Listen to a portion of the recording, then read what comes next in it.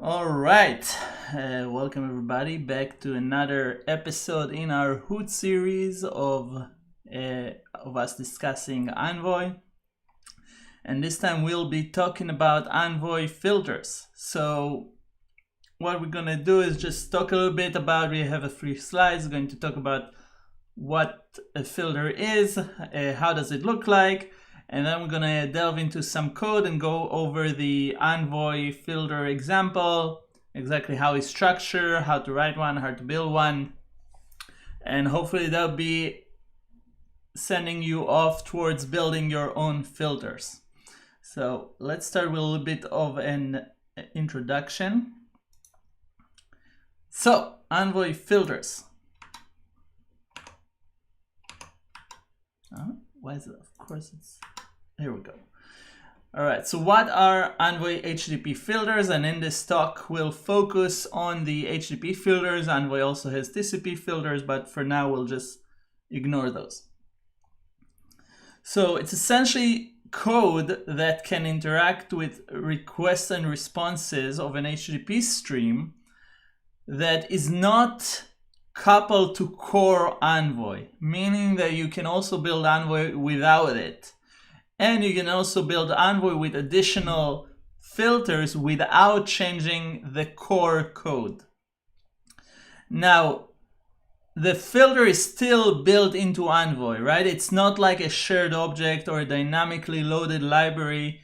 The filter code is still built with Envoy as a single static binary, but you can build your own without forking Envoy, without changing the core of Envoy. Right, so that's in general how HTTP filters work, and as a matter of fact, all types of Envoy extensions are like that. They're not coupled to the core, they can be compiled out, and new ones can be compiled in without any fork or changes to the main core of Envoy. Now, the important thing to know about Envoy filters is that they are using the Envoy IO model. And again, if anybody has questions, feel free to ask them in the chat. I'll be taking a peek at it every few minutes. They are using the Envoy IO model, which means that you cannot just read files or make HTTP requests from an Envoy filter, because that will block Envoy, and we'll talk about it a bit more in a second. A nice thing with HTTP filters, Envoy takes care of the differences between HTTP 1 and 2 for you. So you write one filter and it works regardless of HTTP version. And soon, obviously, we'll support HTTP 3. Now, these filters, these code extensions, are currently written in C++, because that's the language Envoy is written in. And next week, we'll discuss on how to write those filters in WebAssembly, which opens up a bunch of other languages and also allows you to dynamically load those without rebuilding Envoy. So if you want to hear more about that, subscribe to our channel so you get notified when that stream is up. Will be in our next talk in 2 weeks. So this filter can have control, interact, modify metrics, anything you want with the request response data. They get full access to the headers, the body, and the trailers, and they can be chained together in what's called a filter chain. A bit more, let's drill down a bit more on this async IO, because I find that thing confuses a lot of people who coming from other programming languages or other programming models. The way Envoy works, and again, it's a brief overview. There's a lot of good resources on this, blog posts, and in the Envoy documentation. Envoy multiplexes many HTTP requests into a single thread, right? You can have Envoy have multiple of these threads, but each thread handles more than one request at a time, right? It multiplexes them. So that means that whenever a filter is called, it gotta keep its footprint low, right? If a filter will call a function like sleep, for example, that sleep will block the entire worker thread and any other request will not be processed. It's very similar to JavaScript, old school JavaScript, if you're familiar, where you can't just sleep, you have to set up a timer and get a callback, right? So a filter must not perform any I/O or any other blocking operations. All I/O, all input/output, HTTP requests, things like that are related to the filter must be performed using Envoy facilities, using Envoy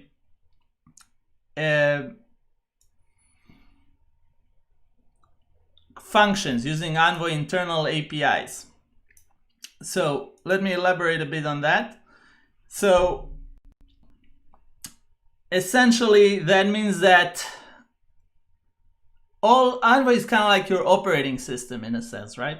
And everything you want to do, right, you cannot just do it with your regular operating system calls, because you don't know how, if they will block the Envoy worker thread. So you have to use Envoy to do these operations, right? So even though the blocking code will compile, because it's just standard C++, it will build and it will compile fine, you will see bad performance unless you use the Envoy I/O model. So that's a little bit of warning about the I/O. One sec here. I'm seeing some errors in YouTube. Let me check something here real quick. Sorry about that.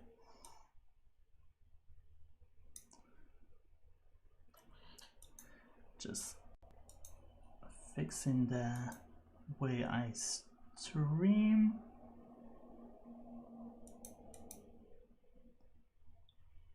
I'm not sure why is this happening. I think it's the same reason that my computer sounds like a fan right now, like it's going to space.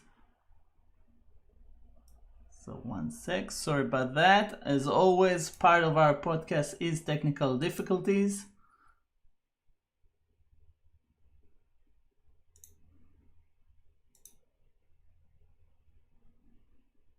Okay, let's try this one. Okay.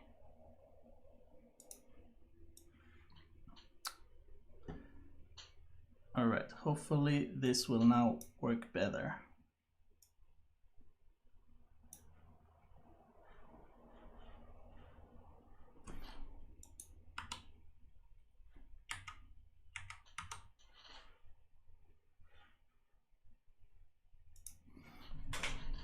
All right, so let's talk a little bit more about what one should do and what you shouldn't do with a async I/O model.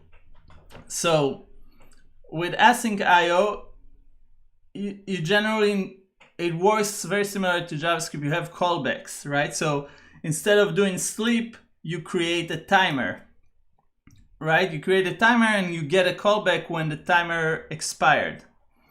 Instead of opening a file whenever you want, you have to open the file in a very specific stage during filter configuration and not in the hot path, not in the request path. Instead of using something like libcurl to do HTTP requests, you're using Envoy HTTP client. And instead of using locks and mutexes, you're using thread local storage. All right, so let's talk a little bit about the filter, and I'm hoping everybody's seeing this stream okay. YouTube is giving me still errors. Let me see if there's still an error as we speak. Yeah, I think we should be good now.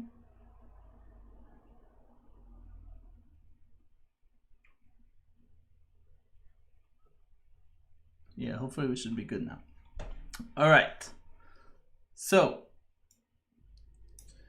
moving on, when you write an HTTP filter, the main thing you need to, the main function you need to write, and we're gonna talk about it more when we see the code, is decode headers, decode data, and decode trailers.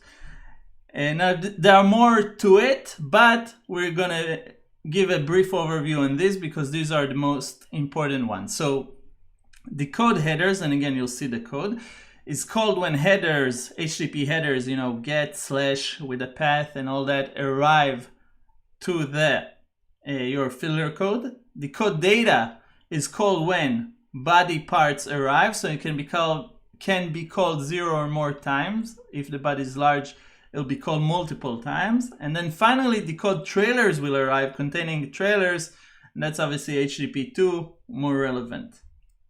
And that can be called 0 or 1 time. If there are no trailers, it will not be called.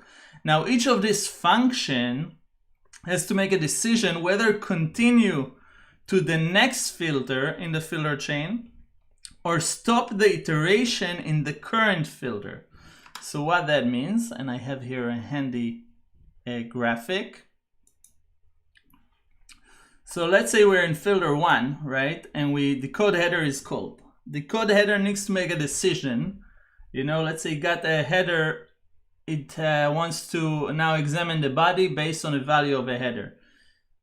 So it can decide if everything's okay and doesn't have anything interesting to do, it can continue the iteration, and the next function that will be called is the code headers of the next filter in the chain. If, on the other hand, it stops the iteration, the next function will be called is the next function on the current filter, so the code data. Right, so continuing the iteration calls the same function on the next filter in the chain. Stopping it calls the same filter but the next function, right? So if you have headers, body, body, body, then the code data of the same filter will be called if the code headers stop the filter iteration. Right, that's hopefully visualization to help you understand what's going on. Now, let's talk a little bit about some code. So let's close this slide. One of the best ways I find to learn on how to write Envoy filters is look at a filter in Envoy and just see the pull requests, right? Pull requests in Envoy, they have very good methodology. There's squash merge, each contains a logical change, there's a unit test, integration test. So for example, if I go to the HTTP filter code in upstream Envoy, which are in Envoy source extensions filters HTTP, I can look, I see here this header to metadata filter, and I want to see how it was written. I can just click here, go see the entire version history, scroll down all the way and see when this filter was added. And then I can look at the PR and I see exactly the code that added this filter, right? So before this change, Envoy didn't have this filter, and with this change, Envoy has this filter. So that's one way I like to learn. If I want to add a new Envoy extension, just look at how previous extensions were added. And that kind of gives you a reference implementation of what you need to do. Now, next thing we're going to do is review the Envoy example filter and exactly the mechanics and what you need to know there to develop your own filter. So the easiest way I find to get started, Envoy, and I believe Lizan from Tetrit added a dev container, and that's a VS Code feature that essentially has all the build dependencies packaged in a Docker container. So if you have VS Code, you install the remote containers extension, and then once you start VS Code, which I just did, here we go. You see that obviously it loads. Here we go, it's a bit slow. It'll pop up this little thing, reopen in container, because it found the dev container configuration file. So then I'm sure, why not reopen in the container? And I don't know why my CPU is speaking, so it takes a second or two.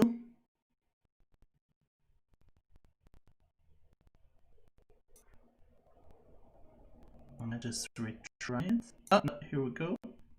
I think it's restarting.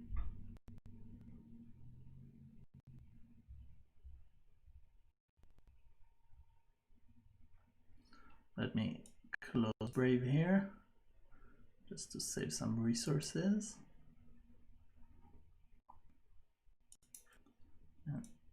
Retry the VS Code.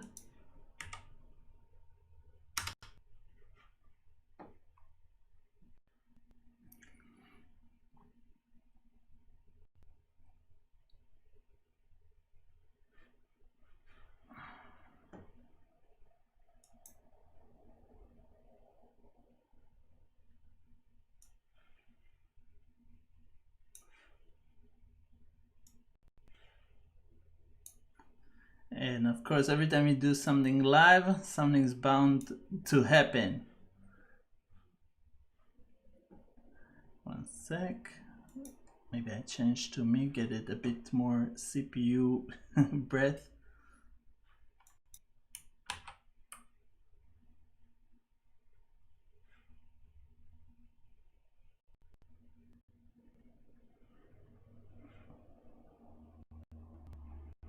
Okay, it's loading.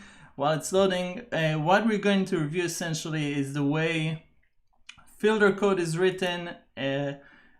We'll talk a little bit about Bazel, the Envoy build system. We talk about a bit of how it's looking like, the fact that the filler is loaded into Envoy and you get a new binary, disadvantages, and it's kind of like prep work to the fact that WASM solves a lot of these inconveniences that we're gonna review now.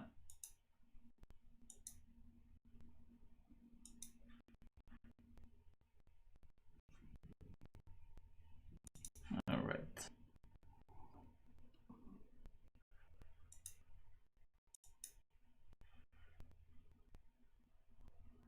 One sec.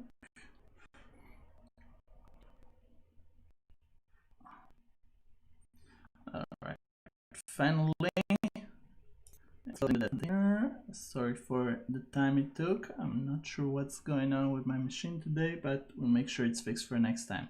So right now it's loading the code using the dev container, and you'll see the terminal will have all the dependencies you need to build Envoy. Bazel, CLang, the compiler, all the make, CMake, Ninja. Envoy has a quite complicated build system, but when you use the dev container, it's all taken care of for you. So this actually loads the code from Docker, and we'll start from the beginning. So it pulls in Envoy using a submodule. And let me just make it bigger. All right, here we go. And you can see this is the container name. It's all running inside Docker. Very convenient. It's probably not the fastest way to go, but it's the easiest way to start. Running stuff in Docker, especially on a Mac, may have performance issues, but if you're just starting out, that's the easiest way to start. So Bazel, every Bazel project needs to have a workspace file that essentially tells Bazel what's the dependencies of the current project. So you can see this thing pulls Envoy from the submodule, so it's locally here under the Envoy folder. So it pulls it in as an Envoy repository. Now the other thing is that it pulls in a bunch of other Envoy dependencies. These are essentially, you kind of need to copy paste them because we're transitively bringing Envoy's dependencies to us, right? So that's pretty much a copy paste. Now, moving on. The HTTP code is here in this folder, and we'll review the files here. The main thing you need to know that each folder in Bazel, oh, what is this doing here? Sorry. The main thing you need to know that in Bazel, things have a build file, and we'll review the content of that build file shortly. So let's dive right into the filter code. So in C++, as you probably know, there's headers and C files. Sorry about that. Here we go. So the headers contain the class definitions, and the C++ file contains the implementation, right? So we can look at the header. It has a class but constants, and you can see the most important part here, that it inherits from this pass-through decoder filter that in turn inherits from what's called here a stream decoder filter. And the stream decoder filter has these functions that we talked about: decode headers, decode data, decode trailers, which is not implemented here because it's implemented in the pass-through decoder filter with a trivial implementation. And set decoder filter callbacks, again, something that you can just copy paste. It's setting a callbacks that some filters need to get some more information from Envoy. So let's dive into the filter code and the CC file. Let's see what decode header does and what decode data does.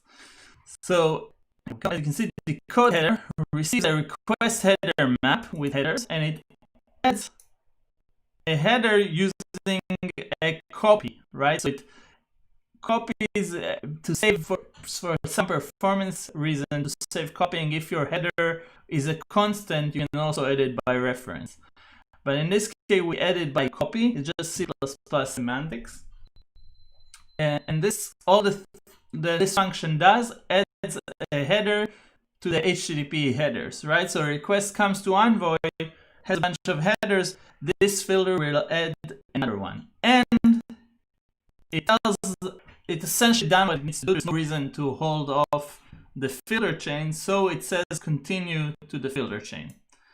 Decode data pretty much does nothing. This is a body chunk that it can use to inspect and manipulate the body if it wants to, and in this case it doesn't do anything. It just passes through and also continues the filter chain. Set decoder callbacks always look like this. You just copy the callbacks locally. Callbacks have a bunch of stuff that the filter can use. For example, if a filter wants to make an HTTP request, it can use these callbacks to get an access to an HTTP client that Envoy provides, and that's using Envoy IO and not blocking the worker thread like we talked about. So how is this filter configured, right? We see this header key and header value, they come from configuration.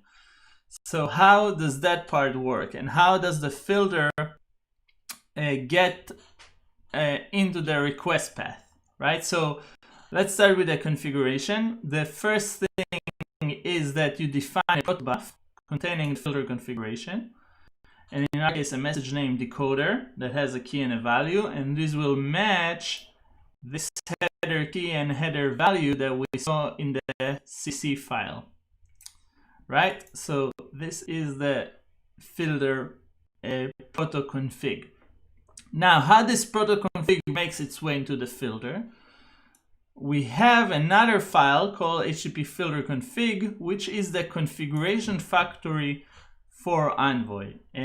I'm gonna skip the whole class definitions. It's a bit of boilerplate. The important part is here, right? So it gets the proto config, creates a configuration object from the proto config, right? It creates a shared pointer to it. Now this configuration object can parse the proto config, and the main thing to know is that this configuration object is only initialized once in the Envoy main thread, right? So it's not happening on the request path. So for example, if you need to open a file or do something that you don't want to do in the filter, you should do it here, because this is only called once on the Envoy main thread and then sent to the worker threads. Now, what this thing returns is a function, right, kind of a lambda, right, that creates new filters. So for every request this function will be called, a new filter will be created, right? And you can see that the config object is passed to the filter, right? And that saves us parsing the configuration on the request path. Everything is already parsed by the config object, and the filter can just access it to get the configuration that it needs. And finally, here is where we add our filter to the filter chain, right? Without this line, nothing will happen, right? Everything, filter will be created and immediately destroyed, and it will not be part of the filter chain. Right, the last thing that is important is to register the filter so it's available to Envoy. And when you write your YAML configuration and you write your filter name, this is how Envoy becomes aware of it, through this static registration object. And that's how, when you compile everything into Envoy, all these registrations run in the beginning and register all the filters. Right, the last thing I want to review in the code, and again, if anybody has questions, feel free to ask, is the build file. And again, this is mostly boilerplate. You can pretty much copy paste this. And the way this works, we define a bunch of libraries, one for the filter config and one for the filter itself. And then we build Envoy itself, right? So this Envoy CC binary definition will actually build an Envoy binary, right? So it pulls in the Envoy main code from here, from Envoy source exec, Envoy main entry. This essentially brings in all of the Envoy upstream code plus our filter, right? And that is why when we extend Envoy through filters, we don't need to fork Envoy. We can just use Bazel to import the code for us. And this will bring all of Envoy, and it includes our filter producing a binary, right? So that's one really nice thing about Bazel. It really handles all these dependencies, right? So if I were to build this, and my computer is a bit low on CPU, so I'm not going to build this, but I would run this command, Bazel build, and with Bazel you specify a label, so a build label, a build target essentially. So you start with // the directory path, and then colon, and then the name of the label you want to build. So this Envoy name here matches this name, right? So because this is in the build file in the HTTP filter example folder, if I write // HTTP filter example : Envoy, it will go to this folder and find the target with this name and will build it. And in our case, it will be an Envoy binary. Now, finally, I want to show how this would look like in an Envoy YAML. And if we have our filter chain, one sec, let me close the terminal so we can see better. Right, so if you remember, we have HTTP filters with the router filter. This is how we would add our filter to the chain, right? So we have the name of the filter, and the name is defined here in the filter config. You can see that, you can see that the name is sample as returned by this name function, following by the configuration type. So this always starts with type googleapis.com / what. So let's look at the Proto, and you can see that the package is sample and the message is decoder, right? So that's where we get sample.decoder, right? And then the configuration values match the content of the Proto message. So essentially match this key val are exactly this key and val, right? So this is how we would edit to the Envoy filter configuration. All right, so let's recap. Maybe I'll put this file back because that's the most interesting part. There's a lot of boilerplate to it, but eventually it comes down, the logic, the business logic is here, right? To create our own filter, you can start start off from the Envoy filter example repo, and you can find it in the Envoy GitHub org. It'll be github.com/Envoy Proxy/Envoy filter example. With VS Code, you can just start with a dev container. It's not the fastest thing, but it's the easiest thing to get started. Docker gets you all the build dependencies you need. Your filter is comprised of filter code that runs on the request path with the code header, the code data, the code trailers, and filter configuration that runs on the Envoy main thread. Can do things that you don't want to do on the request path. Maybe they're blocking, or maybe they take a bit longer, or parsing stuff that shouldn't be repeated, right? So you do those in the filter configuration one time, right? So the filter configuration factory, the way it works is that there's a function called create filter that returns a function that creates the filter, right? So that gives you the opportunity to create the configuration one time and provide it in the Lambda that creates the filter on each request. So for every request, this function gets called and adds the filter to the filter chain. Now the HTTP example filter, the only thing that it does, and then you can see here, it just takes and adds a header from the configuration and adds it to the header map for this request, right? So when this filter is enabled, every request that flows through it, as it goes upstream through the router filter, will have this new extra header as defined by the filter configuration. Now to build this, we will be using Bazel to build Envoy. It can take between 15 minutes if you're building, fast on a fast machine, to a few hours if you're doing a debug build on a slower machine. But you're essentially rebuilding all of Envoy, because the way to add the filter to Envoy is to rebuild it with the filter compiled inside it, right? So Bazel takes care of most of this complexity by managing dependencies for you. And again, you can pretty much copy paste the workspace and the build to your project and reuse them. So a lot of the boilerplate is provided in this Envoy example.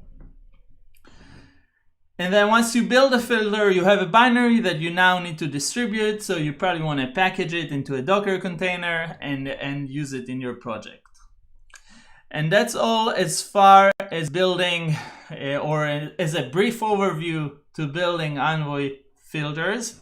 There's a lot more to go into, but again, I don't want to overwhelm you with too much information. So let us know if there's any more topics you want us to cover as to Envoy native specific filters. And next week we talk about WebAssembly filters. Now, WebAssembly filters have the nice feature that you can dynamically load them into Envoy, right? So the build time is only the build time for that filter. You don't have to build all of Envoy just to get a single filter inside it. So it'd be interesting to kind of compare, and we'll build one and load it into Envoy and see it all happening in real time. In this demo, it's harder to do because just building this filter will probably take me another half an hour. So that's all for today. Let me know if you have any questions on the chat. And I do know that Betty is planning another series and a different topic once this series ends, so stay tuned. Subscribe to our channel to get more updates and more of these live feeds.